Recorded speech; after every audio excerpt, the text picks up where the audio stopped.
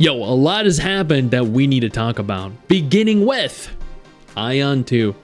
Aion 2 has officially released 3 new battle passes, totaling and a very, very affordable $105 for all of Season 2.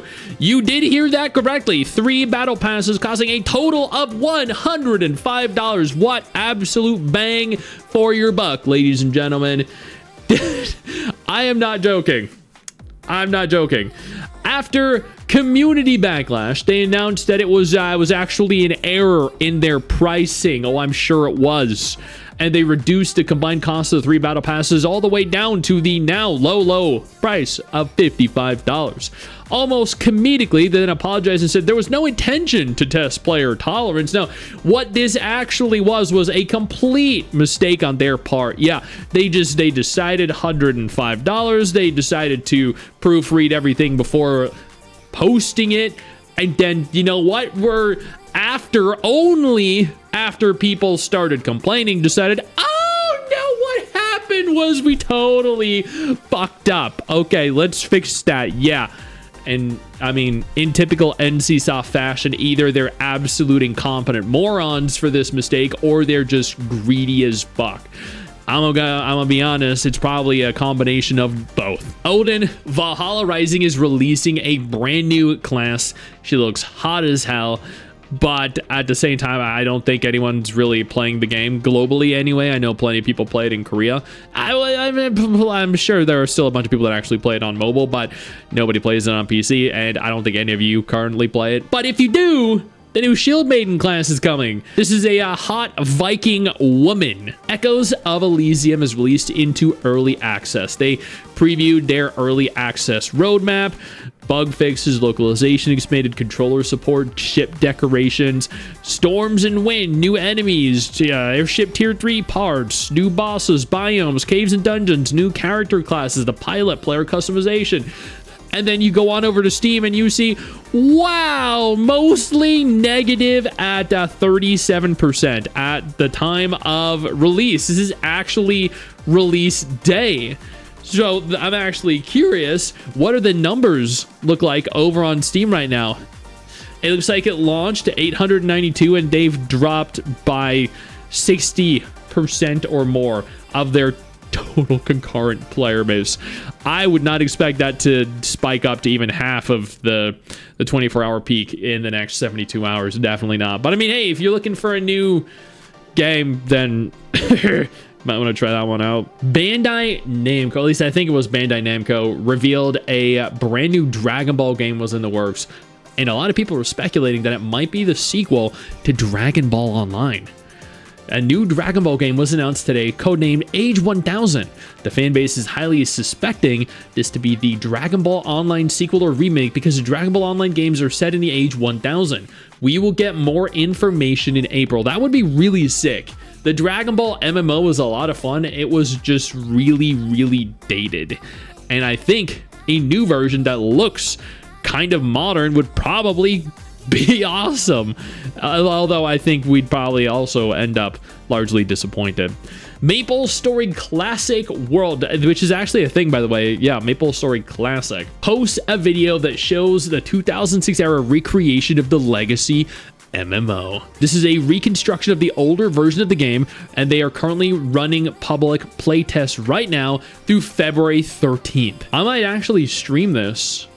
I loved MapleStory. I loved how MapleStory would sponsor me like at least 5 to 10 times a year. Comes with a huge caveat that you have to show up in person to Nexon America's PC Cafe in Los Angeles on Thursdays in order to try it out for yourself. Okay, hey Nexon, if y'all flew us out to LA on multiple different occasions for different games to sponsor us for. So if you're potentially interested in Papa Stick showing up to your doorstep to stream or at the very least record footage of MapleStory Classic, and you want to cover the cost of my flight over there and stay in the hotel for a couple days, I'd be more than happy to do a dedicated video for you. Otherwise, I guess we're just gonna have to settle for the trailer and the video here from the in development preview. Scars of Honor is a brand new upcoming MMORPG that has actually made a significant amount of progress. I've been very impressed with what I've seen. You can wishlist the game over on Steam right now. I have streamed multiple different versions of this game, and I've seen it evolve from what was probably one of the most bare bones basic looking MMOs to actually a solid old school looking PvP MMO, and I'm very impressed with what I've seen. Yo, I don't mean to interrupt the video, but I need to take a moment here to thank all my incredible patrons over on Patreon whose support continues to allow for me to do regular videos like this every single day on this channel. Thank y'all so much, including our YouTube channel members. You guys mean the world to me. So do you guys as viewers as well. Now, without further ado, let's continue. Dreadmyst was an MMO that released onto Steam. It had a lot of drama surrounding it, and by a lot of drama, I mean there were like 4 people that were playing it, and of those 4 people, someone said something mean. But apparently they got accused of using assets from NCSoft, and Aion was one of the games that they were being accused of plagiarizing, and turns out they were right. They were. And the game has now been removed from Steam. Yeah, that's I mean, hey, Aion's one of the biggest PvP MMOs in the entire world, or has one of the largest player bases, because everyone has played Aion at some juncture in their life. So you fuck around, you find out. Intrepid Studios CEO, the Ashes of Creation, announced that they were laying off people. A lot of people were losing their minds over on the MMORPG subreddit, over the Ashes of Creation subreddit, over on Twitter, over on Discord, everywhere they could. They're like, oh, the game's dying, whoa! In reality, yeah, I mean, they lost like 10 people or so, 9 people, actually, according to this, which is, you know, not a small number, granted, but those 9 people were likely just working on something that they're no longer needed for, and they'll either rehire them at a later date or maybe hire new people to fill the new role that they need. Either way, losing 9 people of your team is never a good thing, and definitely doesn't inspire trust in you as a studio, because how people are looking at this right now is that your studio, you know, you're touting a certain number of people, you're touting a certain cost, you should be continuing to grow and expand, not downsize. Albion Online, in their dev talk for January, that was released on January 21st, revealed their roadmap for spring and summer 2026. New faction features a visual overhaul, which actually could be very sick. Xbox console launch, that's kind of crazy, with an enhanced controller experience, pre-update season, the Keeper event, and the summer content update featuring dragons. Lost Ark is releasing a brand new class called the Guardian Knight. One word, that looks just weird to me. Is it really genuinely one word? I have to navigate on over here, and this is a very small post. I'm going to Guardian Knight. It is one word. It is genuinely one word. That is a stupid ass name. There needs to be a space here between the N and the K, and the K needs to be uppercase.